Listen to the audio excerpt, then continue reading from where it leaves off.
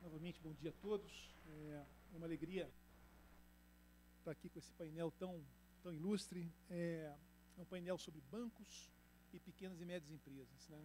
A gente tem aqui 4 bancos bastante atuantes, com uma presença marcante na economia brasileira, com uma presença marcante no setor de crédito. Todos eles conhecem muito bem as pequenas e médias empresas. E nosso interesse aqui é tratar de um tema bastante presente, bastante atual, e que vai ter ainda mais importância no futuro próximo, que é como as tecnologias podem contribuir para a ampliação do crédito, para o maior e melhor acesso das pequenas e médias empresas ao crédito no Brasil. Esse é um tema que não é novo, mas que está ganhando novos contornos, em razão não apenas de novos instrumentos financeiros, de novas tecnologias que estão sendo disponibilizadas, mas também por conta do aparecimento de novos players no mercado de crédito que têm se utilizado dessas novas tecnologias. Nós temos aqui 4 bancos importantes. A gente tem Santander, BDMG, BRDE e o BNDES. São 4 bancos que têm visões, eu acho, muito ricas e, quiçá, visões complementares, e a ideia é a gente fazer uma discussão em torno desses pontos. Eu queria começar fazendo uma pergunta bastante básica aqui para o nosso painel. Como já tinha sido discutido no painel anterior, tem um tema que é crítico. Se tem um tema crítico, esse tema crítico se chama análise de crédito, né? Tudo passa de um jeito ou de outro, passa por ali, ou para ali, se você quiser pensar assim. E a pergunta a gente sabe que análise de crédito, em princípio, é uma atividade que segue padrões relativamente convencionais, né? A tecnologia de análise de crédito é conhecida, está dada. Os bancos têm que respeitar esse componente de convencional que é natural dessa atividade econômica, dessa atividade bancária. Mas, ao mesmo tempo, a gente sabe que análise de crédito é também, ou pode ser, um grande empecilho para o acesso das pequenas e médias empresas ao crédito. Diferentemente das grandes empresas, que têm não só histórico, tem, como já se discutiu aqui, toda a questão da garantia, tem acesso a relatórios fiscais muito mais sofisticados, tem acesso a profissionais que podem apoiá-las, que também são diferentes. Mas quem, no final das contas, como foi falado pelo secretário Carlos da Costa, pode ter uma contribuição na margem bastante importante, são as pequenas e médias empresas, especialmente quando a gente fala em questões como emprego, como a criação de novas formas de riqueza e por aí vai. E a questão como que a gente, o que os bancos podem fazer para superar as dificuldades que a análise de crédito propõe, ou tem, ou que é inerente a ela, de tal forma que a gente possa avançar no acesso das pequenas e médias empresas a mais e melhor crédito. Acho que eu começaria aqui com o Marcelo.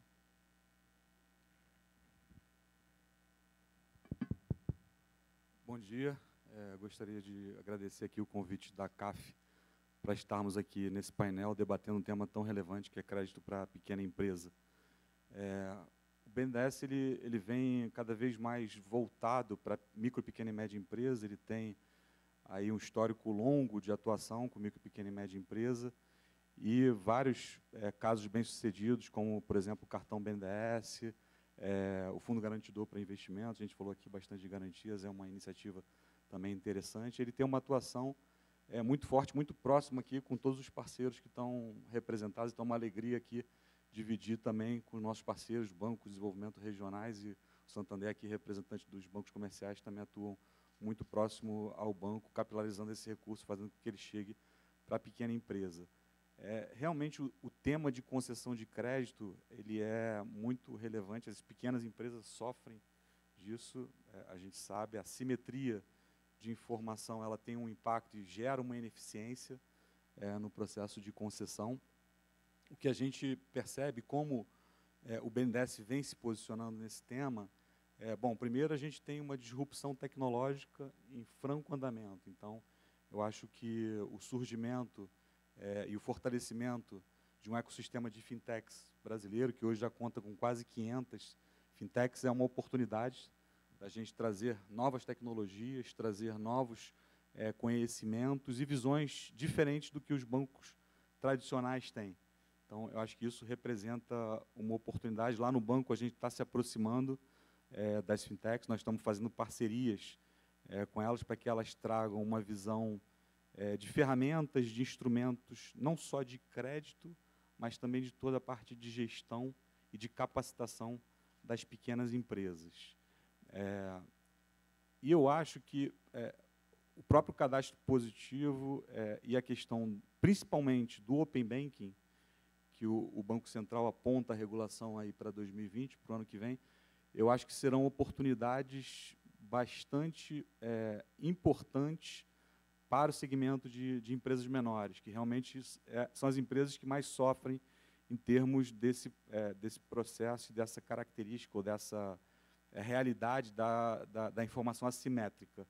Então, olhando o que foi construído, principalmente na Inglaterra, que é onde o Open Banking está mais avançado, eu vejo com bastante, uma expectativa muito positiva o desenvolvimento do Open Banking aqui no Brasil. E o banco, o BNDES, está se posicionando para ser um promotor, para ser um desenvolvedor de mercado e promover a concorrência bancária, promover ainda mais a concorrência bancária.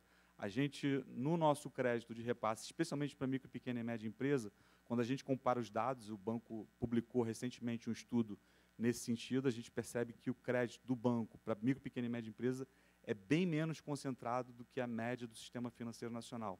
Então, a gente já consegue, em boa medida, desconcentrar esse crédito. Só que, com o uso da tecnologia, a gente acredita que isso vai ser exponencial, que a gente vai conseguir cada vez mais promover essa concorrência. É assim que a gente está se posicionando. Então, a gente construiu uma plataforma, que depois eu posso falar um pouco mais, que tem como principal meta, como principal objetivo isso. Como é que a gente traz os nossos parceiros, dá mais informação para a pequena empresa e consegue também dar mais informação para os bancos para que essa empresa possa se candidatar a um crédito de melhor qualidade, um crédito de longo prazo e com um custo mais barato e com melhor acesso. Marcelo, obrigado. A gente sai do BNDES, que é um banco de segundo piso e que tem uma plataforma que viabiliza o acesso das pequenas empresas através do cartão e de outros créditos para um banco de primeiro piso. Tomás, como é que você Jorge, vê mais uma vez, muito obrigado pelo convite, um prazer estar aqui com todos, agradecendo muito a CAF, né, um painel de notáveis aqui, de pessoas preocupadas e realmente ambiciosos com o crescimento das pequenas e médias empresas. Né. Lá no Santander nós temos essa gana também de ser o principal banco das pequenas e médias empresas. E essa questão de crédito, para a gente, vem evoluindo muito, né. Acho que aquele modelo de crédito que existia no passado, que era uma história que você escuta e um número que você vê, já não existe mais. Acho que a gente evoluiu para um mundo, sim, de credit score, de behavior, e hoje em dia as tecnologias vêm avançando muito e ajudando a gente a conhecer o cliente realmente a fundo, né. Hoje já é possível você usar estrelas de um site de avaliação de hotel e viagens para colocar dentro do algoritmo de crédito daquele cliente, ou pegar reclamações em sites, né, que são públicos e colocar dentro desse modelo de avaliação também. Então, as tecnologias vêm para agregar, para você criar mais intimidade e, obviamente, com essa intimidade, você diminuir risco, tirar essa simetria que a gente vem falando e realmente dar mais acesso a crédito às pequenas e médias empresas. Excelente. Noronha.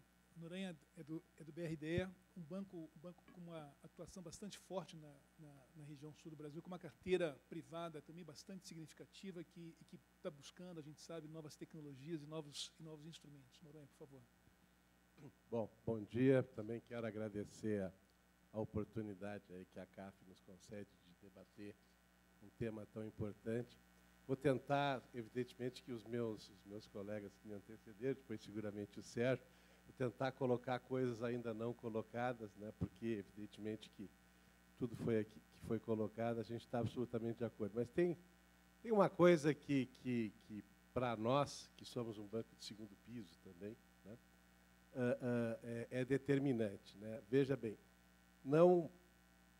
o principal balizador do crédito segue sendo o risco.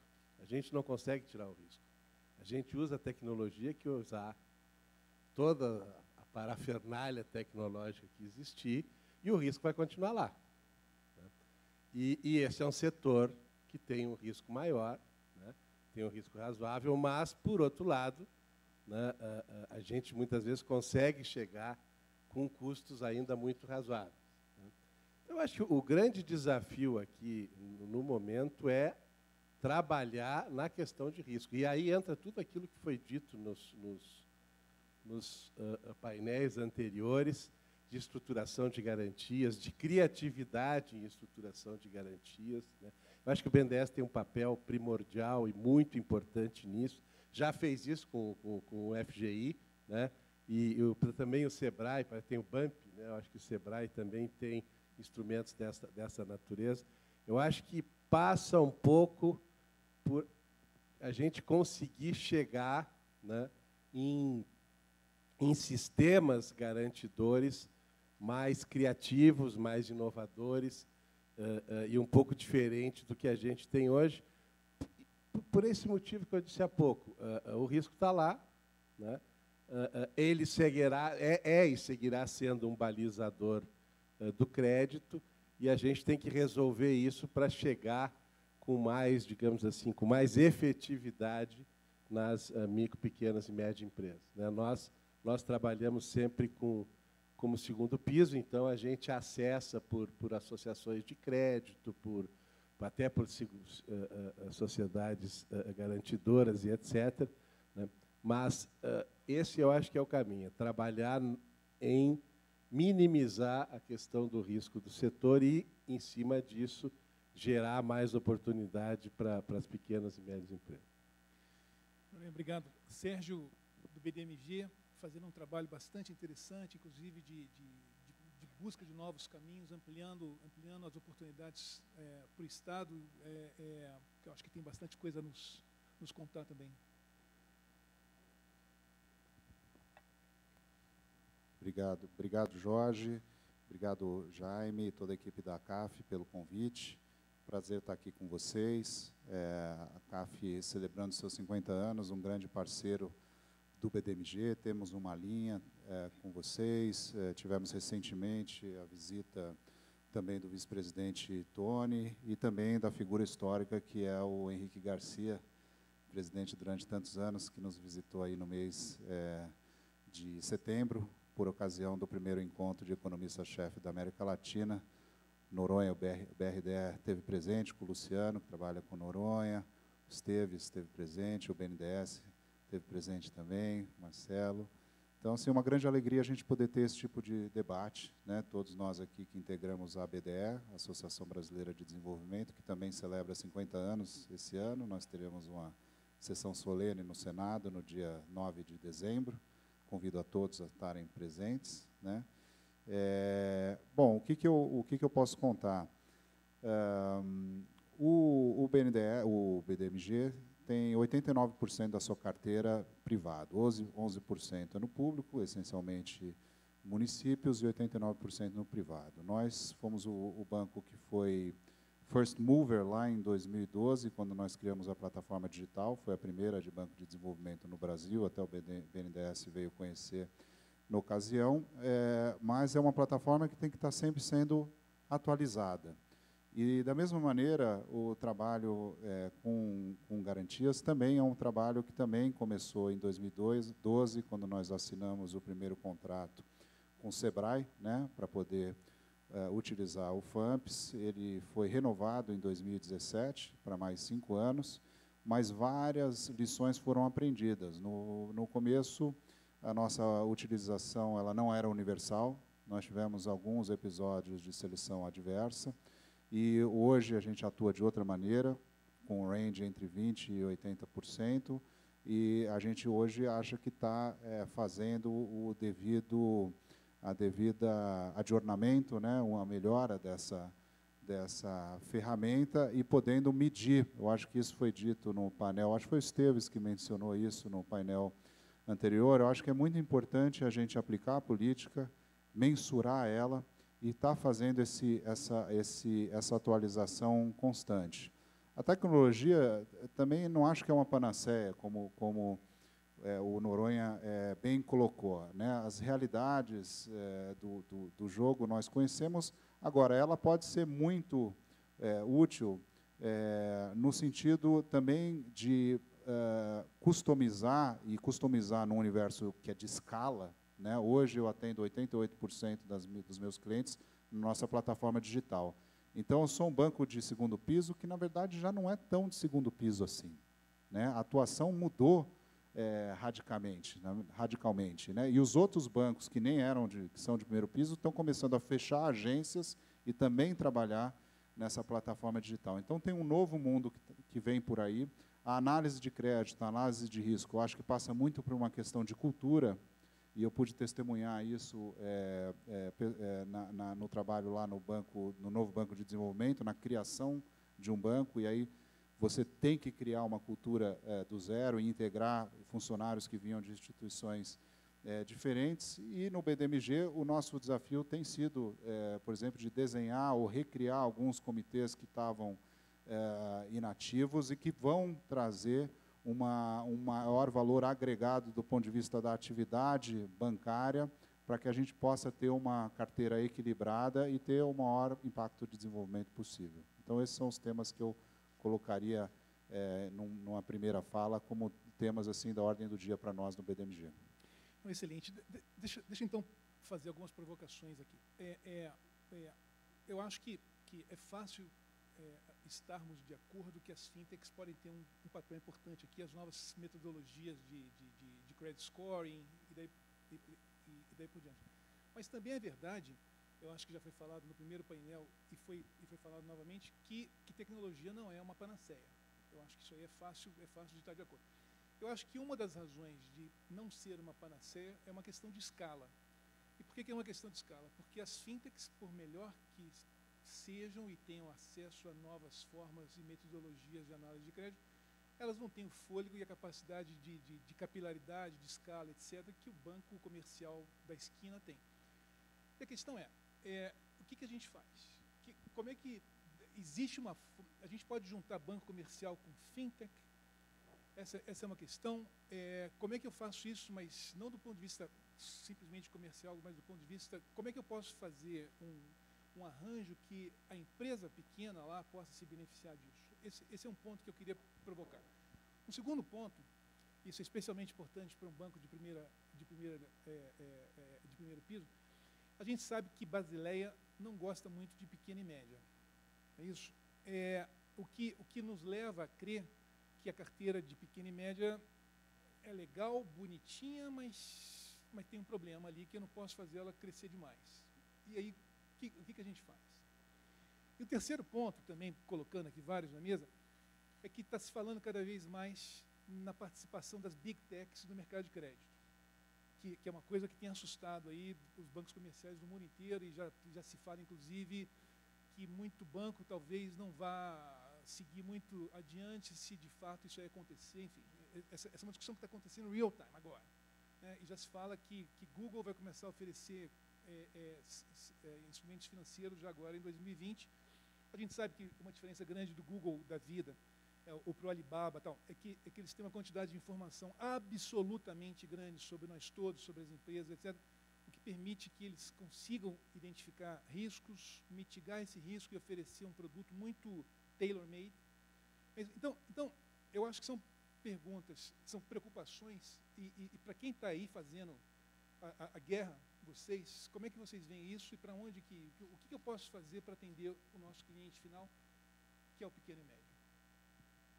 Deixa eu começar aqui, Jorge. Eu acho que, primeiro em relação à Basileia, eu acho que a Basileia não afasta o banco das PMEs. Porque o apetite existe, a gente faz negócio, tem muito mais vontade de crescer, mas sim é um empecilho em preço. Porque a exigência de capital e os retornos que hoje Basileia impõe prejudica na formação de preço, que, diferentemente, por exemplo, numa fintech, isso não existe. Né? Principalmente quando a gente fala de operações de longo prazo, que é um mercado que ainda elas não estão. Então, hoje, quando você fala em fintech, você fala no mundo de recebíveis, é um negócio nichado, que é importante, é o working capital, que os bancos avançam na modelagem, mas na hora de você falar de financiamento de estoque, na hora de você falar de um investimento de longo prazo, você não vê uma fintech fazendo repasse de BNDES. Né? Então, o capital ele é muito exigido. E aí, obviamente, a gente andando no caminho de garantias, tendo acessos melhores à informação, obviamente isso vai diminuir os ratios de Basileia, consequentemente a redução de spread e preço para o cliente final. Né? Mas eu acho que é dentro desse cenário que a gente vive. Mas em relação ao apetite de crédito e tamanho, o medo do setor, não.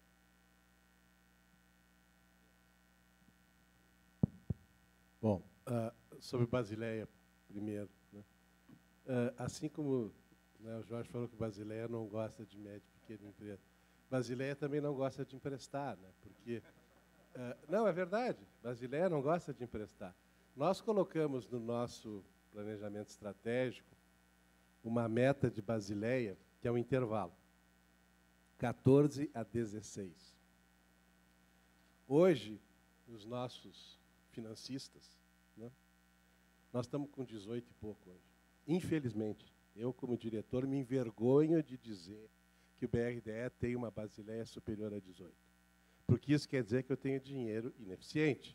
Não estou emprestando o que eu poderia emprestar.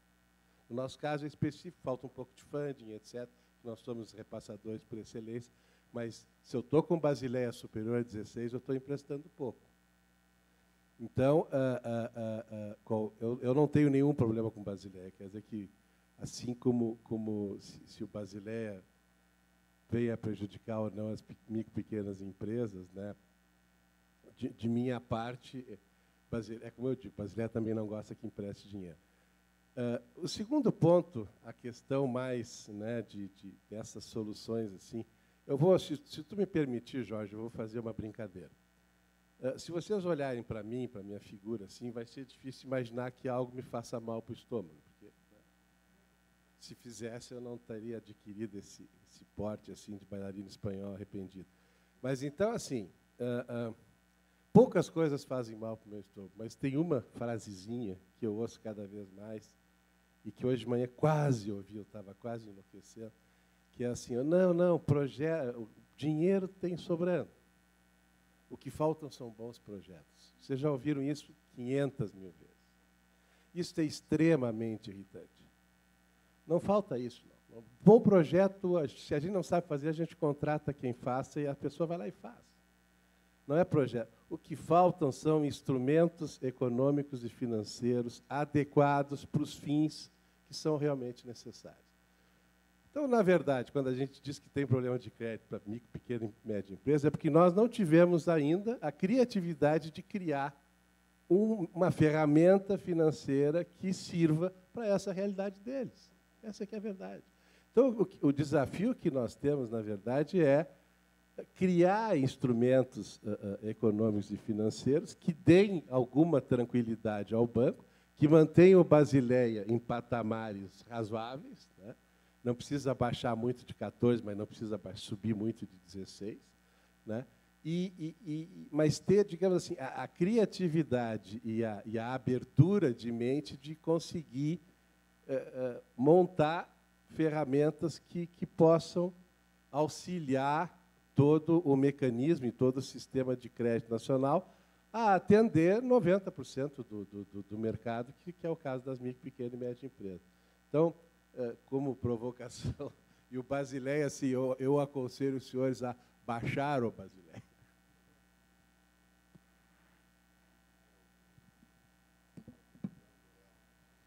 Eu me junto ao Noronha na indignação dele. Eu também fico muito irritado, Noronha, com essa frase comumente repetida de que o que faltam são bons projetos, né? De fato, porque isso dá um pouco uma ideia, e o conforto, né, traz um certo conforto e algum grau de inércia para os que estão pilotando algumas plataformas aí, financeiras, e a gente vê isso em todos os níveis, bancos multilaterais, bancos nacionais, bancos regionais, né, a gente trabalha nesses níveis, tem a relação e passou por eles. Acho, de fato, que a gente tem que buscar são soluções práticas. Eu concordo com o Noronha. Do ponto de vista do BDMG, nós temos buscado, e quando eu digo buscar, a gente faz, mede, aprimora, tem erros, tem acertos, o que acerta a gente escala.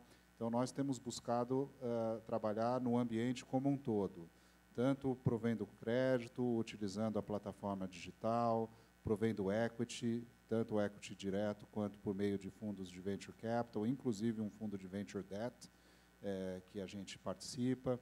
Mais recentemente, nós montamos um espaço no nível de tração, um hub, o Hubble, né, para fintechs. Nós tivemos, elas ficam lá 9 meses. O primeiro batch foi extremamente bem sucedido, terminou agora no mês de outubro. Nós estamos começando com o segundo batch. O primeiro, as 15 fintechs tiveram investimentos independentes, sem recurso público, venture capital, que investiram da ordem de 7,5 milhões de reais, fecharam mais de 50 contratos. Nós estamos trabalhando em POCs nossas para essas empresas. Nós trouxemos outros parceiros, inclusive o Santander, por meio do consignado Banco Olé.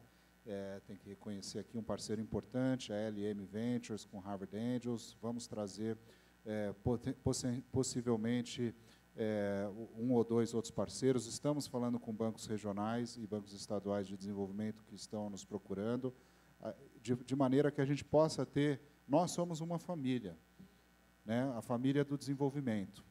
No Brasil, a figura central é o BNDES, mas não é a única figura. Tem também, o Banco do Brasil tem a sua característica, o Banco do Nordeste tem a sua característica, um ator importante, o BRDE é um ator muito importante, né? Um ator parrudo, que tem uma tradição. Cada um desses bancos tem uma tradição, uma cultura. Quando eu estava falando de cultura, a gente está falando de análise de crédito, tem a ver com gerações que são treinadas, com uma determinada governança, com a transformação que foi feita. Minas Gerais certamente não teria conseguido diversificar a sua economia e se industrializar, não fosse a atuação do BDMG, que está lá desde 1962, que ajudou a trazer a Fiat, que ajudou, conjuntamente com a CEMIG, a criação do INDE, né, que é a nossa agência de atração de investimentos, né, tão importante na época do desenho dos distritos industriais, uma política importante. Então, existem tradições, tanto no nível nacional, mas no âmbito estadual, regional no Brasil, muito importantes. E nós temos que ter uma conversa, e esse tipo de evento é importante para isso, de cross-polinização das melhores práticas, né? O BRDE, o próprio Noronha, tem uma experiência fantástica lá com os municípios, né? Teve uma experiência importante na ANA, por exemplo, né, durante o período. Nós trabalhamos juntos, Jorge, eu, Marcelo, no BNDES, durante o período, dentro de um modelo do BNDES, que não é o modelo de hoje. A gente também tem que se atualizar de acordo com o momento, com as necessidades, e também não ficar estagnado em determinados momentos. Eu acho que essa é a contribuição que nós, como bancos, podemos dar, como sendo não apenas bancos, mas plataformas de conhecimento. Acho que o diagnóstico foi muito bem feito, acho que bastante rico. Só agregar alguns pontos. Em relação à Basileia, acho que os comentários são muito pertinentes, mas assim, eu adicionaria 2 pontos. Primeiro, a questão de garantias. A gente falou muito do sistema de garantias no painel anterior, porque para determinados tipos de garantia, que são garantias mais líquidas, providas por fundos garantidores, você tem um benefício em termos da regulação do Banco Central de economia de capital das instituições financeiras. Então, essa é uma oportunidade que eu acho que está subutilizada pelo Brasil, que eu acho que a gente teria que potencializar. E aí eu acho que é animador ver que o Ministério está preocupado em discutir um sistema nacional de garantias, que a gente consiga fortalecer essa frente, porque eu acho que pode ser um grande incentivador de crédito para a pequena empresa. Em relação à visão de longo prazo, de crédito de longo prazo, o BNDES consegue ajudar na medida que ele consegue dar, especialmente para investimentos de CAPEX, né, as instituições financeiras conseguem ter um casamento de ativo e passivo, e isso não exige grandes esforços de tesouraria, com reflexos a partir também da regulação de Basileia. Com relação a fintechs, eu acho que a questão da parceria com os bancos é algo que já está acontecendo. Os bancos estão se aproximando de fintechs, fintechs se aproximando de bancos, mas eu não desconsideraria o potencial futuro desse novo ecossistema. Eu costumo fazer um paralelo que, se você olhar o sistema cooperativo de crédito há 20, 30 anos atrás no Brasil, era um sistema bem residual. E ele chegou no que é hoje, com incentivos públicos, com políticas públicas, ele consegue promover uma boa desconcentração de crédito, uma regionalização do recurso, e eram sistemas que, há 30 anos atrás, eles eram irrisórios em termos do total do sistema financeiro nacional. E hoje a gente tem bancos cooperativos e cooperativas de crédito com bastante robustez. Então, eu acho que as fintechs, talvez com incentivos corretos, elas consigam alcançar, talvez daqui a 10, 15 anos, patamares semelhantes. E sobre as big techs? O que vocês têm a dizer?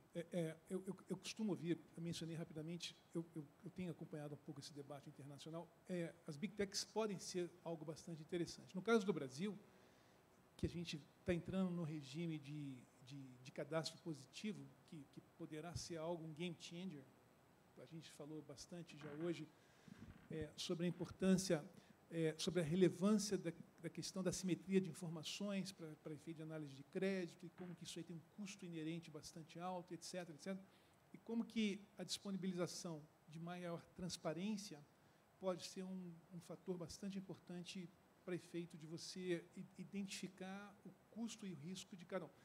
E aqui, as big techs, para além do cadastro positivo, ela poderá ter uma atuação. Como é que vocês veem as big techs? O que elas podem fazer para as pequenas e médias? Elas são uma ameaça para os bancos, ou elas são um parceiro? Enfim, qual é a opinião de vocês? Eu acho que elas já estão aí, né? Não vejo como uma ameaça. Acho que é um new pocket que vai ficar para as empresas, para as pequenas e médias empresas. Sim, tem essa questão do behavior, que eles conseguem estudar, conseguem entender, mas, obviamente, olhando para trás. Acho que o grande diferencial dos bancos e dos agentes locais está na capacidade que tem da equipe de conhecer e, principalmente, ter no empreendedor o que ele vê no futuro para a companhia dele. E isso, dificilmente, elas vão conseguir pelas estruturas que elas têm. Esse ponto é importantíssimo. Eu acho que vai muito em linha com o que se falou antes, e o que já se falou aqui, sobre que não é uma panaceia. Exato. Eu acho que você está valorizando o lado real. Sem dúvida. Da economia. Se a gente isso pegar é interessante. a grande fintech que a gente tem no mercado hoje de investimento, sucesso não necessariamente é a plataforma pela plataforma, mas a capilaridade, os agentes, de conhecer o investidor, de entender qual que é a necessidade, o plano futuro, de poupança, e conseguir entregar um produto de qualidade. Então, o aplicativo pelo aplicativo, ou entender o que ele já comprou, não necessariamente é o que ele vai ser. E aí sim, o agente, o gerente do banco, quem está dentro do mercado real, ele vai conseguir capturar isso. Então, não é só o dinheiro pelo dinheiro, não é só o behavior pelo behavior, mas e aí, o que o empreendedor tem, onde é que vai estar a companhia dele? Isso, eu ainda acredito muito na capacidade que a gente tem como banco de estar próximo, gerar uma relação de confiança com o cliente para chegar nesse lugar.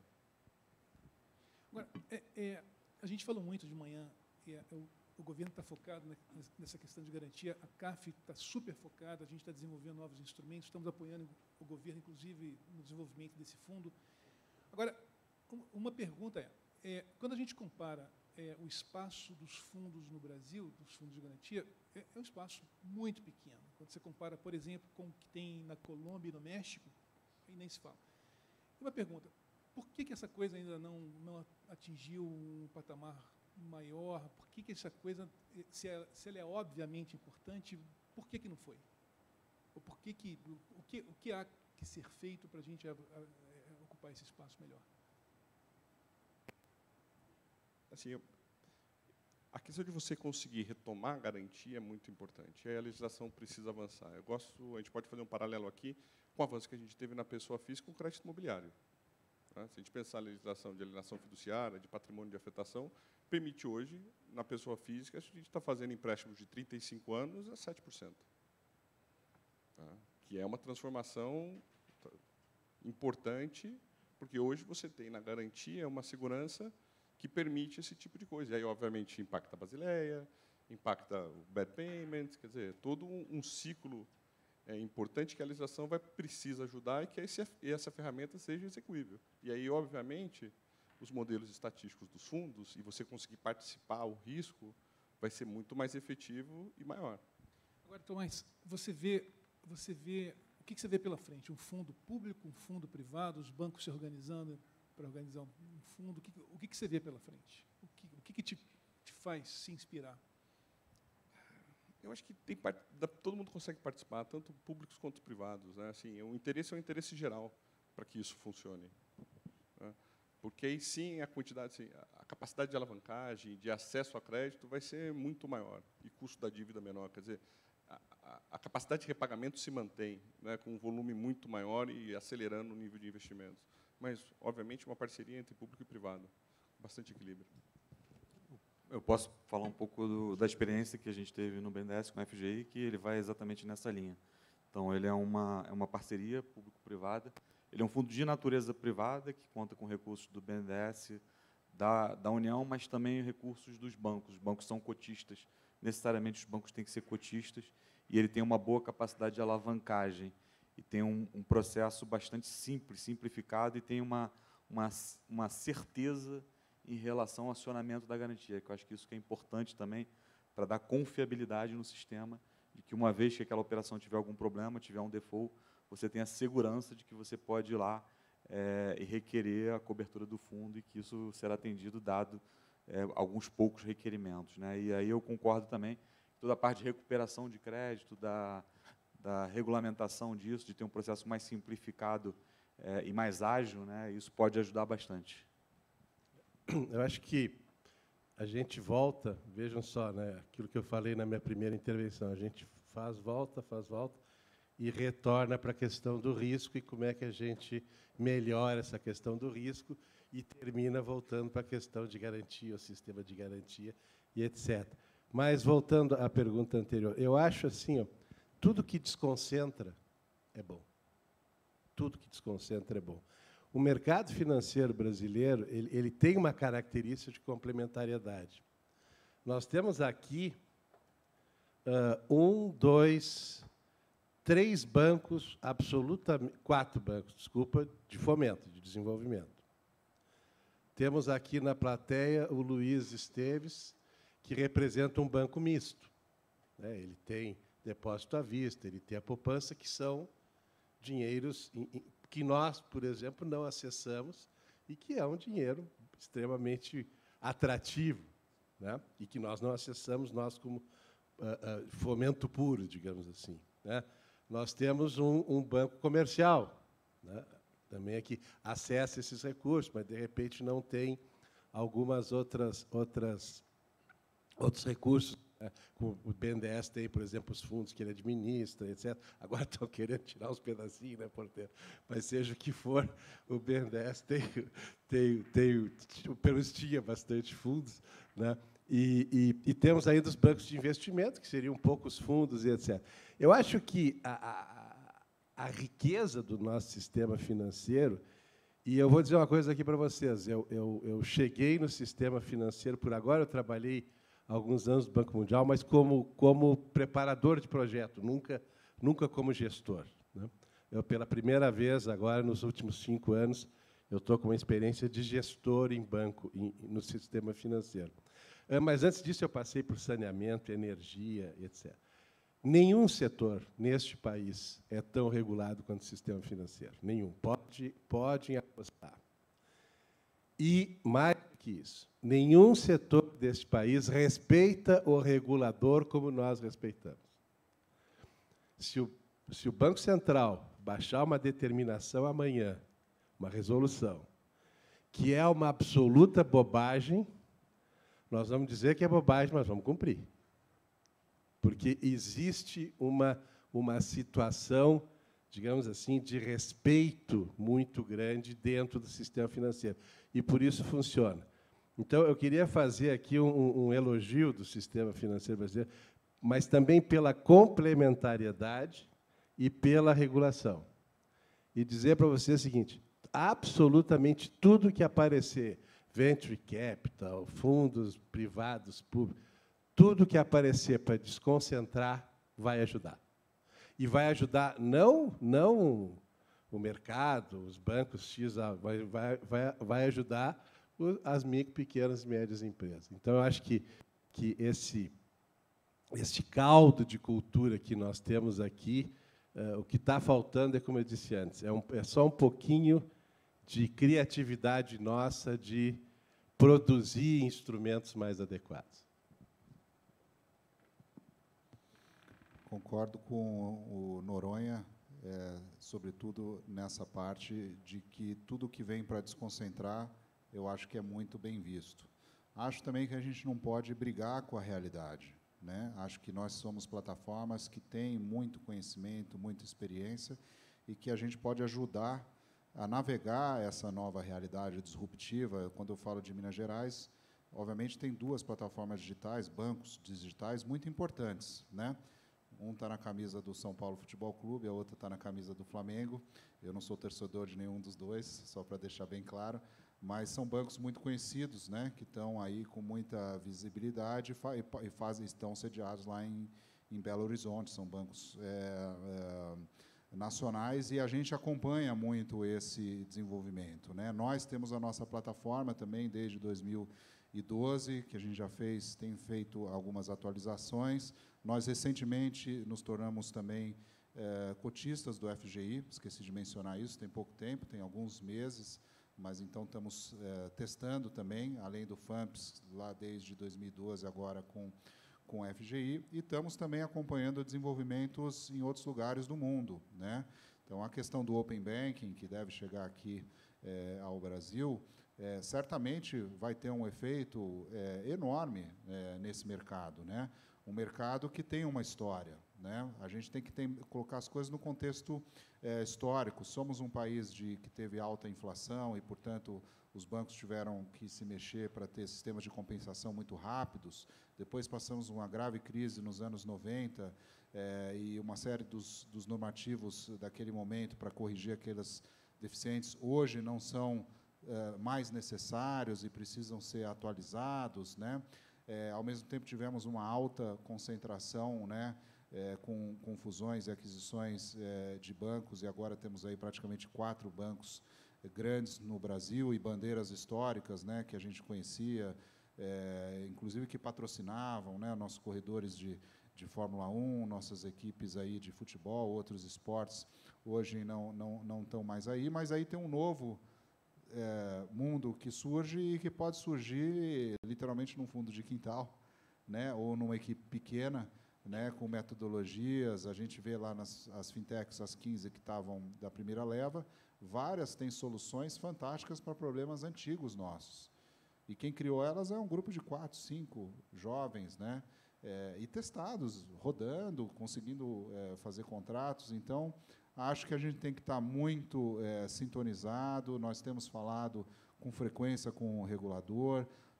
Noronha, eu, os outros integrantes do sistema, tivemos várias reuniões já com o Roberto Campos, né, e os diretores de normas do Banco Central. Acho que é um processo em andamento e cada um de nós tem a missão de trazer a contribuição, sobretudo trazendo a informação da ponta, a solução concreta do desafio do desenvolvimento da ponta, do cliente, da micro, pequena e média empresa, dos municípios. Tem um desafio agora, uma discussão grande, inclusive possibilidade de inviabilizar o financiamento a municípios. Não é o tema aqui de hoje, mas é um tema importante para nós, né? Que a gente também deve nos mobilizar e trazer informação para que a política pública seja desenhada da maneira mais eficiente e eficaz possível. Olha só, eu tenho mais uma pergunta, e depois eu vou abrir para a gente coletar e ouvir o público. Se tem uma coisa que caracteriza o nosso ecossistema de empresas pequenas e médias, e isso não é particular do Brasil, é da América Latina, é uma extremamente elevada heterogeneidade. Acho que isso é fato. Se você tem um ecossistema tão heterogêneo, nas suas mais diversas características, você fazer política pública para gente tão diferente é uma coisa muito difícil. Fazer política de crédito para esse grupo tão diferente também é muito difícil. E aí você, em princípio, tende a tentar enviesar em favor das médias ou então daquelas pequenas que estão, obviamente, fazendo coisas interessantes, mas que, no final das contas, é um grupo relativamente pequeno. Quando na verdade, a massa crítica de empresas pequenas e médias é uma massa crítica de empresas com as suas deficiências, as suas dificuldades, e aqui é também onde se gera mais emprego, onde se gera mais reação do ponto de vista de ajudar a levar a economia, de ajudar a levar a criação de emprego, geração de renda. É claro que isso aqui é uma questão bastante difícil, mas eu queria ouvir aos bancos o que a gente faz, reconhecendo essa super heterogeneidade, reconhecendo a necessidade de criar oportunidades de acesso a crédito também para esse cara, digamos, para o normal e não para o cara sofisticado. O que eu faço? O que o Banco Central poderia fazer, o que a política pública poderia fazer de tal forma que a gente aceitasse, incorporasse a heterogeneidade e não a visse como um empecilho e muito menos um problema muito grave que tem no sistema de crédito a pequenas e médias empresas, que é uma coisa que todos vocês conhecem muito bem, que é o que a gente, em estatística, chama de erro tipo 2, que é você rejeitar um cliente quando, na verdade, ele é bom. E aí, como eu ponho ele no meio do bolo, eu faço uma caracterização muito geral dele, eu falo, não, esse cara é pequeno e médio, mora lá na cidade, não sei qual é, do setor tal, fora. Quando, na verdade, pode ser uma gazela que pode dar uns saltos grandes, desde que ele tenha algum impulso, algum tipo de apoio. E aí, o que a gente faz? Eu acho assim, os modelos de segmentação hoje são muito avançados, né? Então, para a gente conseguir realmente distribuir e identificar em que fase esse empreendedor está. Um dos grandes alavancas hoje que a gente tem no Santander é o Prospera, né? Hoje a gente tem o maior programa de microcrédito privado do Brasil, tratando de pessoas que nem eram bancarizadas até muito pouco tempo atrás. E tem sido um grande sucesso, um reconhecimento aí mundial do Prospera aqui no Brasil. Essa característica de fintechs em negócios e dentro dos segmentos traz esse conhecimento e minimiza erro tipo 2. Quando a gente olha o MEI, ele já tem outras características. Por mais que sejam segmentos diferentes, a dor é muito parecida. E aí você consegue realmente entender, naquele estágio que ele está, quais são os momentos que ele vive. Quando você pega já empresas um pouco maiores, ainda muito pequenas, você já começa a ver, assim, poxa, se ele vai continuar naquele modelo, ou se ele vai passar para uma empresa média, se ele vai querer abrir um outro CNPJ para manter no modelo tributário anterior. Isso você pega pelo estágio de crescimento, não necessariamente pelo segmento que ele atua. E, obviamente, você conseguir capacitar o empreendedor, mostrando para ele os benefícios, que é uma preocupação que a gente tem muito lá, a gente tem um programa lá que é o Avançar, que é uma oferta não financeira, traz esse tipo de benefício e confiança deles com o banco também, né? Porque o modelo estatístico consegue te personalizar, mas o segmento mostra o estágio de crescimento que aquela empresa está e a dor que ela pertence. A minha tese nesse particular, Jorge, é fazer e arriscar.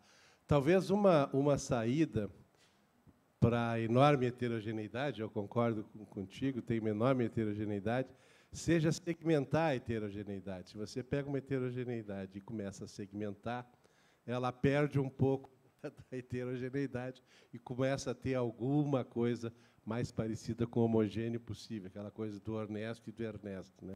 O mais parecido com o Ernesto possível e dá o Ernesto.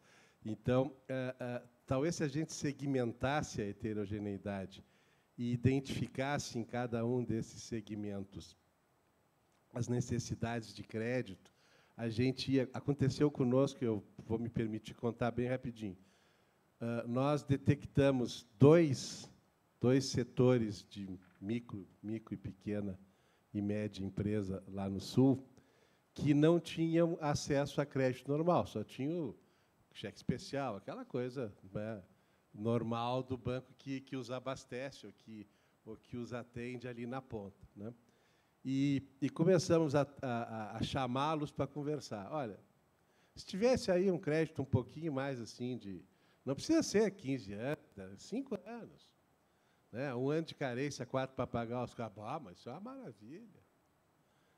Então, assim, tem muito disso.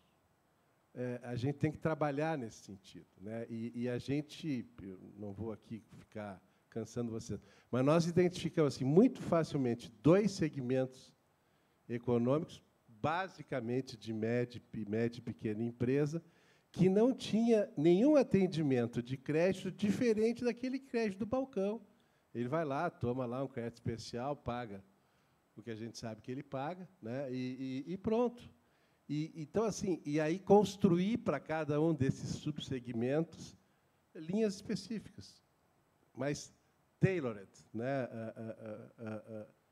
Com o jeitão deles, porque eles precisam do jeito que eles precisam. Eu acho que assim a gente promove desenvolvimento. Então, a gente pega a heterogeneidade, que eu concordo contigo, segmenta ela, e em cada segmentozinho a gente vai ver como é que a gente pode trabalhar e como é que a gente pode melhorar um pouquinho a vida dessa gente. E a gente fica surpreso, porque aparece uma demanda por crédito fantástica. E aí tu vai ver, mas como é que tu financiava esse? Não, na verdade, eu estava usando aí meio que as minhas economias, aquela coisa. Só complementando, o que eu acho que é bonito nesse desenho de novos instrumentos, tailored, como Noronha colocou, é utilizar a tecnologia, os dados, big data, cruzamento de dados, né, que são feitos. E existem dificuldades, porque, por exemplo, se você puder ter acesso ao histórico de pagamento de conta de luz, que não é trivial, mas é possível fazer. A gente está tentando trabalhar isso lá com a companhia em Minas Gerais, com a permissão do próprio cliente, que tem interesse, porque vai baixar o spread dele. Né? Então, tudo bem, no começo é mais difícil, mas se a gente conseguir ter acesso a essa informação, que se torna uma proxy, que a gente consegue integrar no nosso modelo, a gente está integrando também uma avaliação geral do setor, a gente está integrando a questão regional. Em Minas é muito importante, porque é uma espécie de síntese do Brasil, as regiões são muito heterogêneas.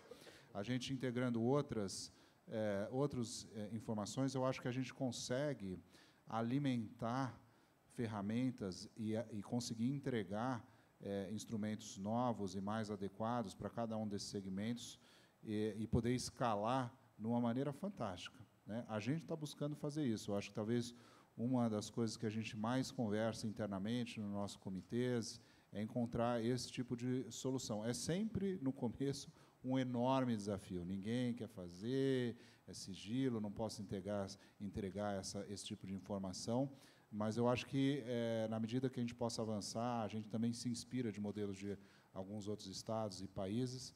Eu acho que a gente pode cumprir a nossa missão e, de fato, fomentar aí esse nicho que é muito importante. Excelente. A gente tem espaço para uma ou duas perguntas. Luiz.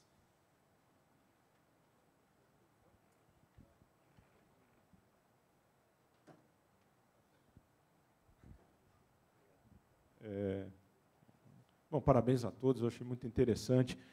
Nessa discussão, eu acho que foi tratado um ponto que eu acho que é fundamental, a gente melhorar a segmentação de produto, fazer ele mais tailor-made e tal. Mas aí uma impressão que eu tenho, às vezes, é que uma dificuldade que, às vezes, a gente impõe para as MPS ou para as empresas pequenas em geral, é que, assim, elas não crescem, elas são teimosas, elas não crescem, tipo, sabe, judô, eu pego a faixa branca, depois eu vou para a próxima, elas crescem dando pulos altos, assim, então você sai da faixa branca e já vai para a roxa. Então, é como, você estava brigando com criança, agora você vai brigar com gente grande, são esses os saltos. Né? E nessa passada, o risco é enorme, para eles e para a gente. Porque até então você estava performando muito bem na faixa branca, agora você vai pegar aquele caboclo ali que tem o dobro do seu tamanho. Então, a minha pergunta é, será que parte também dessa limitação das empresas elas não crescerem, é um pouco também da gente não estar... ou tendo apetite, que eu acho que a apetite até tem, mas tendo deficiência de fazer o screening desse tipo de passada, sabe? É uma coisa, por exemplo, microcrédito. Microcrédito é uma coisa interessante. Vocês são o maior privado, a gente é o maior público, mas a passada, por exemplo, do microcrédito para o crédito é um parto.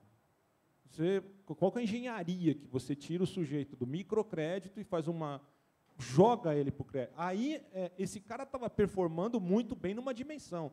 Você joga para outra, aí você não sabe como vai ser o jogo. Mas é importante você jogar ali para o outro. Como é que eu faço isso, né? Eu gostaria que vocês falassem um pouco desse dilema aí.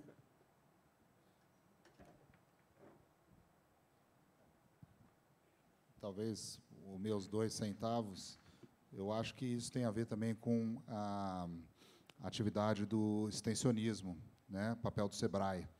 Né? O SEBRAE, que foi fundado lá, muito inspirado e com a ajuda do SBA americano, né? E que hoje nós vivemos num mundo em que o SEBRAE também tem que passar por uma atualização. Né? Eu acho que tem feito um trabalho fantástico, a gente trabalha muito com o nacional e também estamos no conselho do SEBRAE estadual, também temos uma carteira fora de Minas, nós também somos um pouquinho banco regional, tenho 15% da carteira fora de Minas, nos estados que estão em torno, então a gente está olhando São Paulo, Rio, Bahia, Goiás, Mato Grosso do Sul, Espírito Santo, e acho que passa por dar esse apoio. E até é curioso, porque, claramente, quando esse cliente, que é microcrédito, e, portanto, está necessariamente pagando uma taxa mais alta, ele passa ao crédito, ele vai reduzir a taxa, mas o volume é maior de recurso.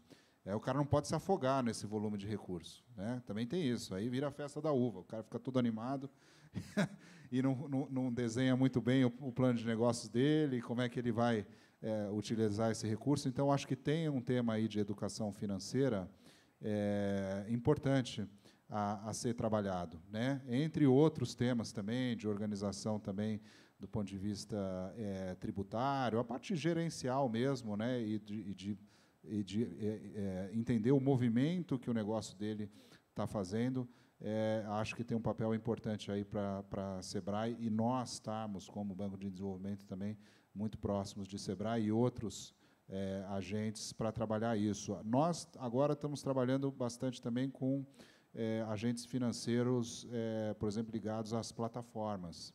E temos boas já experiências de agentes financeiros que são mais sofisticados, que já dão uma série de apoios do ponto de vista da melhoria da gerência financeira dos seus clientes, e que aí passam também a operar como agentes nossos, e a gente está no começo, mas a gente já tem tido uma experiência bem interessante. Luiz, vou te responder assim, bem.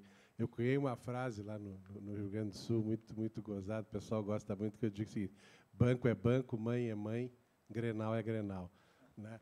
Então, assim, tem coisas que a gente não consegue fazer. Né?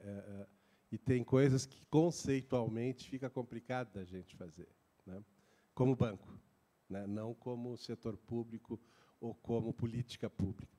Banco é instrumento de política, não dita política e não faz política. Pelo menos deveria ser assim. Né?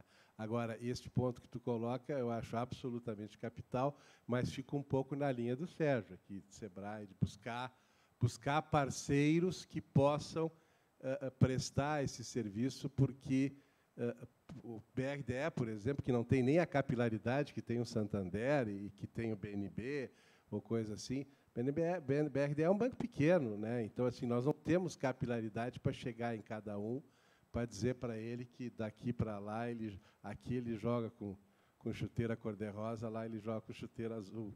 Né? Realmente, para nós, é muito complicado isso, mas é absolutamente necessário.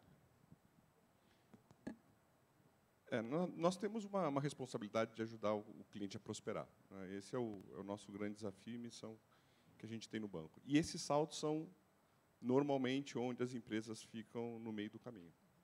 Então, a maneira de você dar uma consultoria para o empreendedor, que, pela natureza, é um eterno otimista, mostrando os riscos que ele tem no investimento de uma nova máquina, em abrir uma nova loja, e que ele esteja aberto para receber isso também, é o grande desafio. Da maneira que a gente trata, aí a gente volta àquele ponto da importância do agente. Né? da relação de confiança, de não ter, por parte do empreendedor, também aquele medo, um banco é mal necessário. Essa é a frase que me machuca, não é? Assim, não entende que a gente só vai bem se ele for bem. Então, e aí, sim, você consegue construir uma relação ganha-ganha. E, obviamente, dependendo do estágio da companhia, é você conseguir, hoje, mostrar para ele a importância de ter um nível de governança maior, de conhecer efetivamente os números dele, que, para aquele salto, ele não precisa do banco, mas o que ele precisa é de um venture capitalist ou de um private equity, porque aqui a necessidade de equity é fundamental para esse salto. Então, esse tipo de conversa, a gente precisa capacitar tanto as equipes, quanto o empreendedor está aberto também para estar recebendo.